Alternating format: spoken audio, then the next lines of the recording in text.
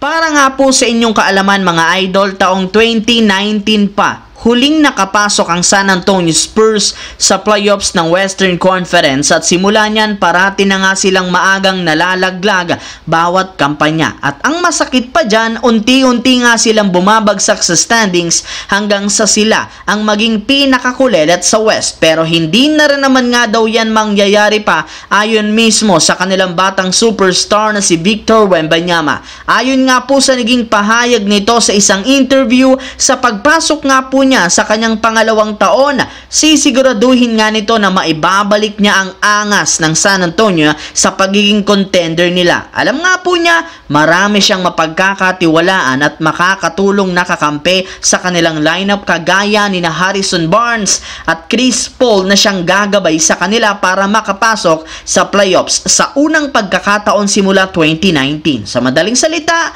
hindi nga sila kagaya pa last year na halos hindi alam kung papaano manalo. Kaya asahan na nga ninyo na mas magiging competitive ngayon ang kanilang team. Samantala, ibinulgar nga po ng NBA insider na si Jovan Bohan ng The Athletic na sigurado nga pong gagamit ang kanilang bagong head coach na si JJ Redick ng Twin Towers sa starting lineup. Yes, mga idol, gagawin nga po nila ang lahat ng kanilang makakaya upang magamit nila bilang advantage ang pagkakaroon ng mga big man. Ayon dito, balak nga po ng kanilang coaches na gamitin si Christian Wood bilang starting center at ibaba si Anthony Davis sa power forward. Pero hindi na rin naman nga kay JJ Redick at sa ilang mga coaches ng Lakers nagmula ang ganitong klaseng estratehiya, bagkos mismong si Anthony Davis na ang nag-request nito. Bago pa man nga po pumirma si Coach JJ Redick ng kontrata noon sa Lakers, kinausap muna nga siya ni Anthony Davis patungkol sa ideya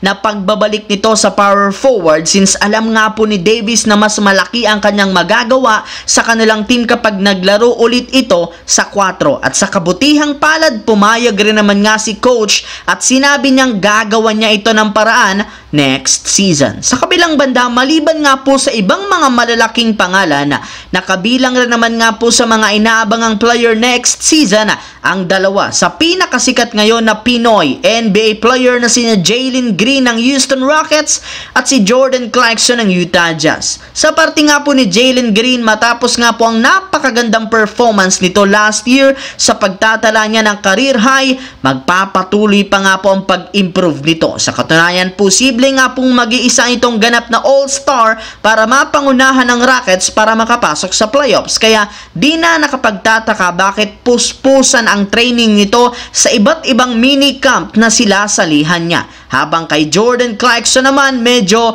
naging maganda nga sana last year ang kanyang performance sa Utah Jazz matapos siya ditong mag-struggle. Kaya bago pa man nga ito pumasok sa bagong season, sinigurado muna nga pong maayos at nasa kondisyon ang kanyang katawan. Sa katunayan, viral ang kanyang video sa social media habang pinapakita niya dito ang kanyang dribbling skills at sa isang pickup game. So yun lamang mga idol ang ating bagong video na ating pinag-usapan ngayon dito. Once again, this is your J-Zone TV. Huwag kalimutang mag-like, mag-subscribe, pindutin ang notification bell sa akin channel para lagi kayo maging updated sa mga videos na pinapalabas ko. Isang malaking shoutout sa lahat mga idol. Maraming salamat po.